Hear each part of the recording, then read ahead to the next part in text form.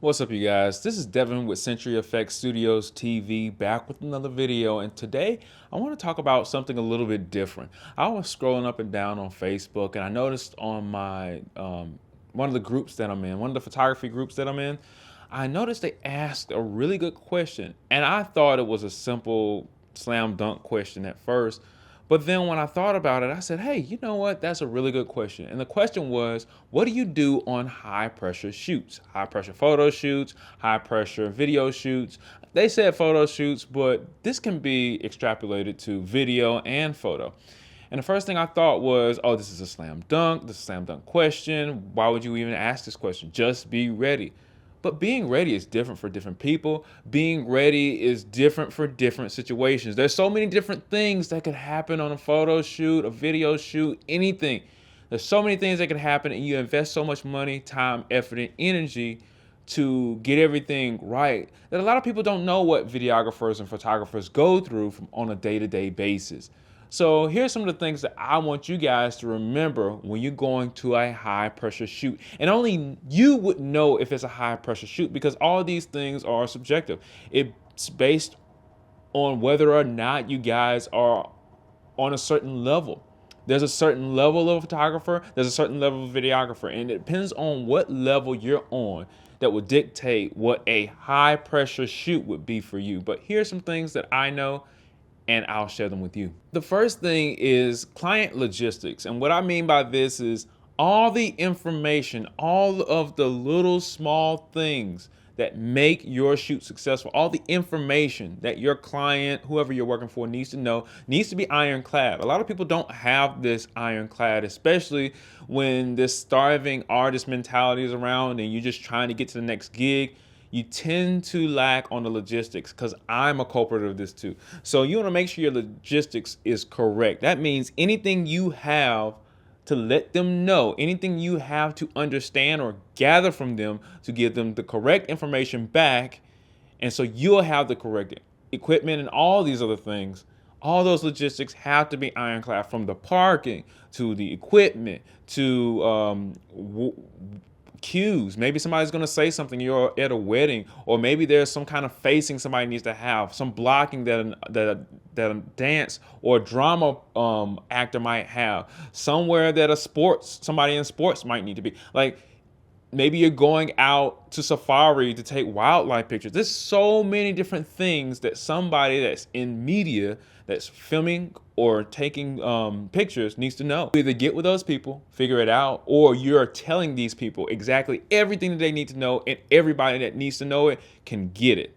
And so if that means you're the person that's telling everybody, you need to let them know. Or if you're talking to somebody that's a liaison to tell everybody else, then they also need to know, and you need to make sure, you need to follow up with them to make sure that they've told the people that they need to tell. The next thing is contract. You want to make sure you have an ironclad contract, even if it's something as simple as an agreement or word of mouth. Make sure you either record it. You want to make sure that you have a text message referencing all this stuff, because the more you can prove, the less they can say against you as your clients. Because sometimes you want to believe your client is a perfect person and everything is going to work out perfectly, and a lot of times, well, far more often than not, something falls through the cracks. It might not be an explosion of emotional tension and all this word jazz coming out. It doesn't have to be all of that, but as a photographer or videographer, you want to make sure that you're able to get something not just that satisfies them, but also is portfolio level for you, because this is your work at the end of the day. And so you want to make sure that you're at 100% proud of what you did. So if that means they need to, for example, I'm doing graduations right now. If that means they need to turn to actually smile at the camera when they come up to it, if you go up to that graduation rehearsal and you talk to them and you say, hey, I need you to turn. For example, the principal that I'm working for coming up this week, he has never done a graduation before. But me knowing the logistics of everything, how the school worked, when the staff changed, me knowing those small little things helped me understand that, hey, during the graduation rehearsal, I need to talk to the principal and let him know, hey man, turn out, so I'm able to get some of your face. Now, it's not the perfect shot in the world, and of course, when a student goes across the stage, everybody knows that it's so much adulation and so much excitement that they might not look at the camera, even though they know that I'm photographing there. They see the big camera, they see the big flash, they've seen several students go across stage. When those parents and parents who've been training them and teaching them all their lives see them across, they might just look up at them at that 3-second moment that they walk across stage.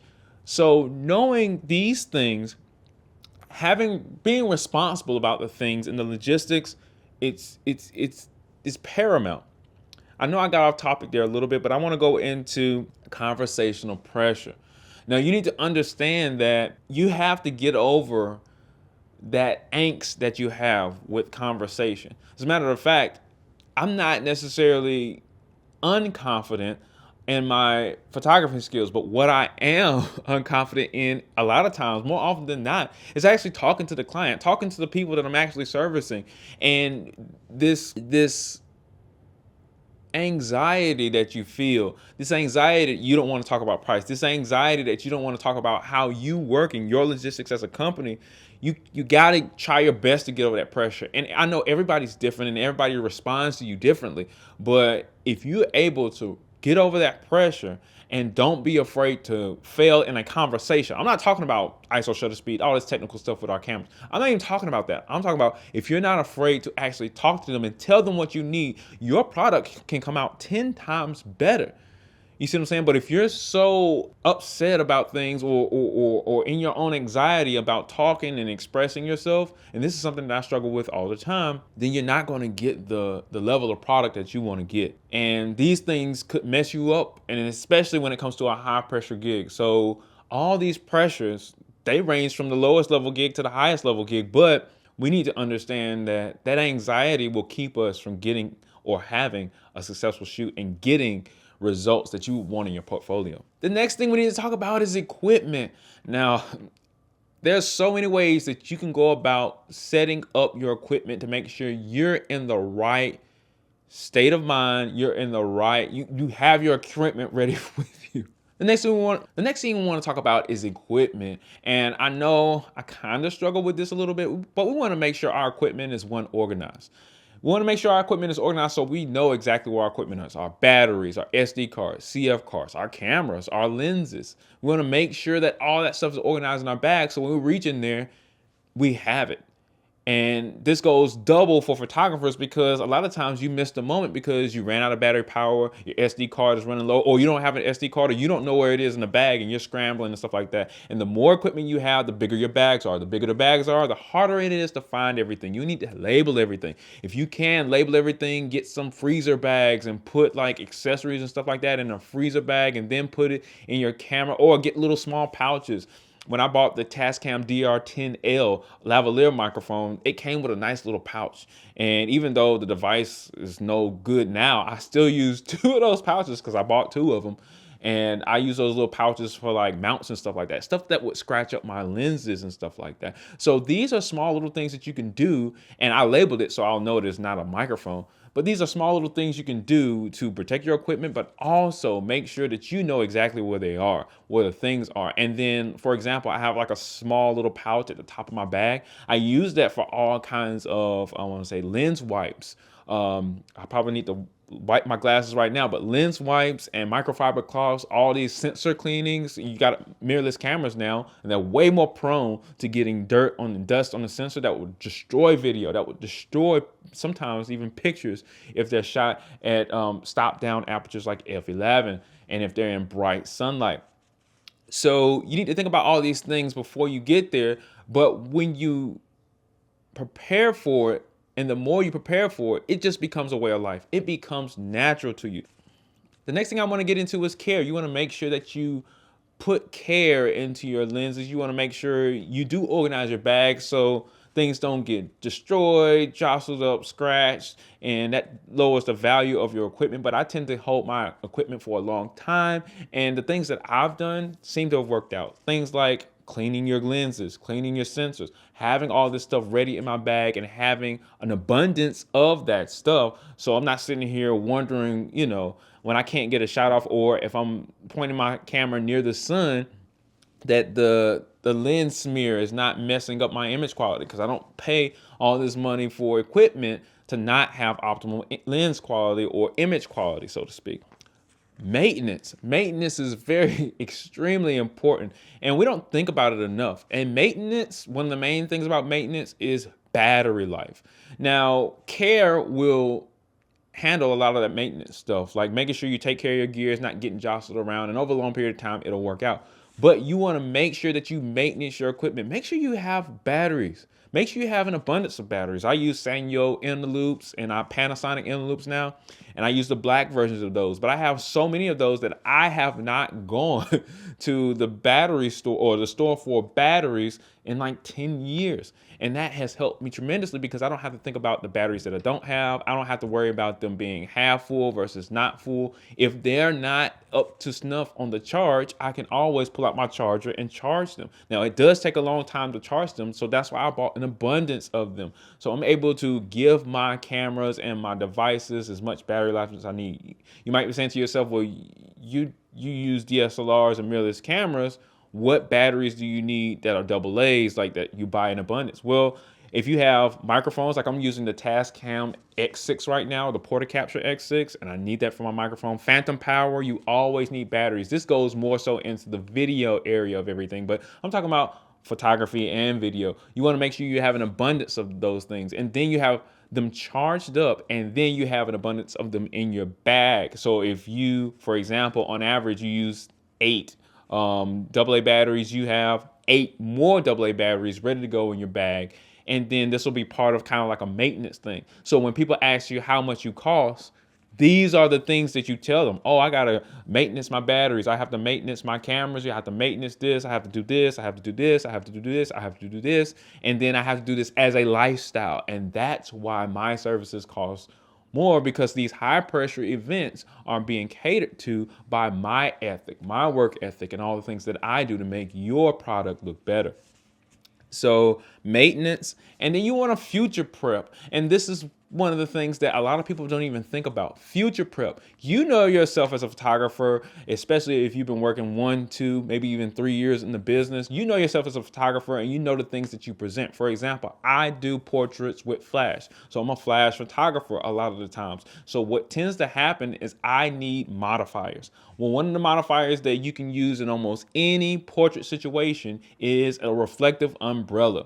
Well, I keep my reflective umbrellas in my car with my regular umbrella, because they're all umbrellas. And so when I think umbrella, I know umbrellas in my car. And so these umbrellas will always work in any situation as a backup. A lot of times I like to use soft boxes. Sometimes if I have the chance and the space, I'll use like an highlighter. That's a big reflective panel. And different modifiers. But one thing that I do know is that those soft boxes, those bigger modifiers, they take a lot of time. And sometimes I don't have the time to break them down, put them up. My strip boxes, I don't have a lot of time for that.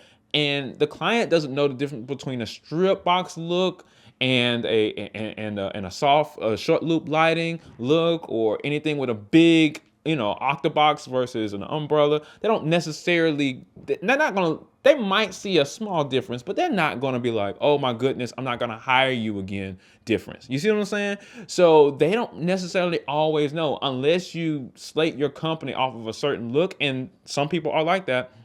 You want to make sure that you have backups for everything, because I would rather keep my client knowing that I always have what I need to get the job done at the quality that I've gotten it done before, than to not be able to bring them anything with a modifier at all. You see what I'm saying? As a portrait photographer, these are the things that you think about. Another thing, when it comes to video, and I just want to do one for video, I always bring a power delivery power bank with me, because I know Canon batteries don't last as long as a power bank that's powered into USB, like I am right now. I have my Canon R6 Mark II plugged into USB power delivery.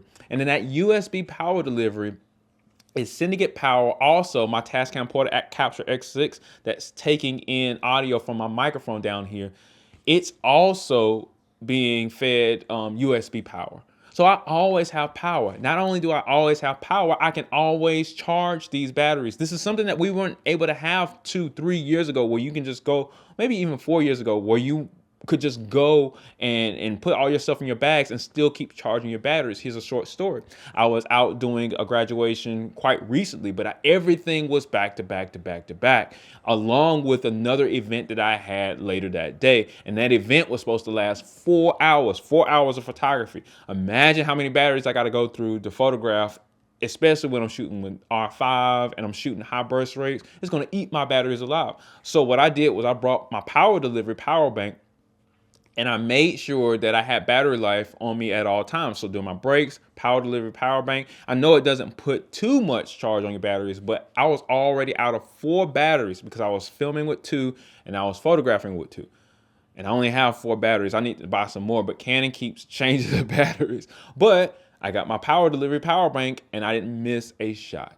So these are the things you want to think about when it comes to photography and video, making sure you have exactly everything you need. Once you understand how you like to work, trust me, because your brain is like a micromanaging device. Like, it wants to make everything, your brain consolidates everything. It just kind of goes into autopilot after a certain period of time, and you do things that are familiar to you. You're going to keep doing these things and realize that, hey, this is my habit. I actually have a habit of putting this right here and this right here and this right here, relying on this to be here and this to be here. You know what? In the future, I'm just going to go with what has been working for me. And these are some of the things that you can think about prior to a high pressure gig, so you're able to get the photos and videos that you want. I'm Devin with CFXTV TV. Thanks for watching this video. Links in the description below, and stay tuned for the next video.